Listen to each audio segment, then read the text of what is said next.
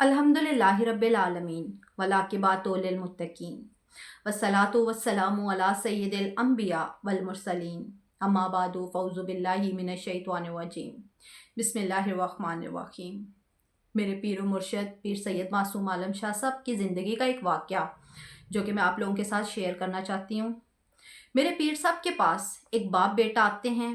बाप कहता है, मेरे बेटे ने किसी के इश्क में खाना पीना छोड़ दिया है।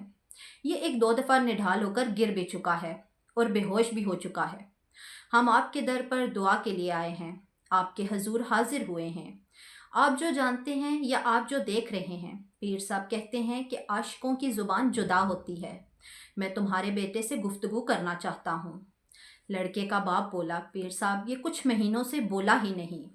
पीर साहब कहते हैं, इधर आओ आशिक, मेरे सामने बैठो। वो लड़का सामने आकर बैठ जाता है। फिर पीर साहब उसे कहते हैं, अपने दिल का हाल मुझ पर आश्कार करो बेटा, तुम मुझसे क्या चाहते हो।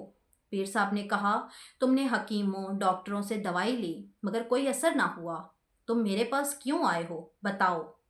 वो कहता है, पीर साहब दुआ के लिए। पीर साहब कहते हैं, मैं अपने रब से तुम्हारे लिए क्या दुआ करूं।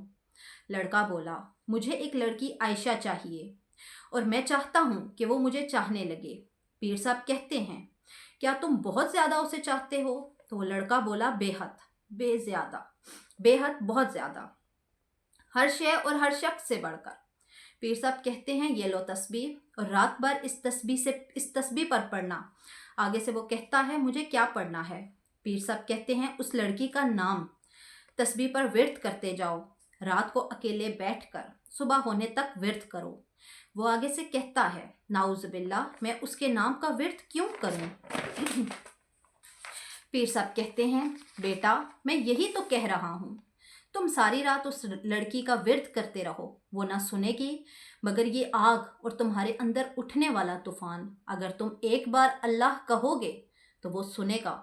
क्योंकि लोग तुम्हारी सिर्फ आवाज़ सुनते हैं मगर अल्लाह तुम्हारे दिल की सदा सुनता है। इसलिए उसको पुकारो, उसको सुनो जो तुम्हारे दिल की सुनता है। छोड़ो इन सब चीज़ों को, बस अल्लाह अल्लाह करो। वही पाक परवरदिगार है जो तुम्हारी सुनेगा और आगे तक ले जाएगा और बख्शेगा। ये दुनियादारी यहाँ की यहाँ ही रह जानी है। इसलिए अपने अंदर हुब्बे अल्लाह और हुब्बे रसूल पैदा करो।